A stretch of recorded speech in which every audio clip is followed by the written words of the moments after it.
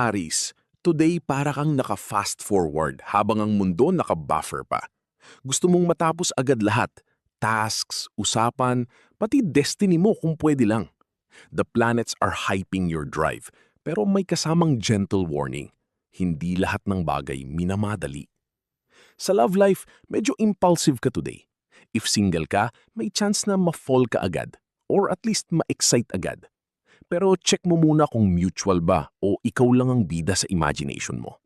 If taken, iwas sa pagiging reactive. Hindi lahat ng maliit na bagay kailangang gawing big deal. Career-wise, productive ka pero prone sa shortcuts. Yes, matatapos mo agad, but is it your best work?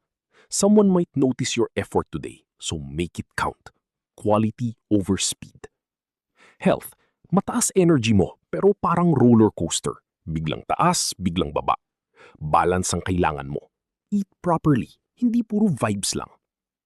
Compatibility, Leo and Sagittarius, fire squad energy. Pero sa Capricorn, medyo magkakaroon ng friction sa pacing.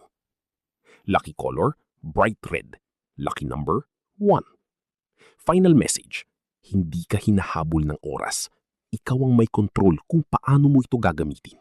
Kaswerte! Follow and subscribe kung gusto mo pa ng daily forecast.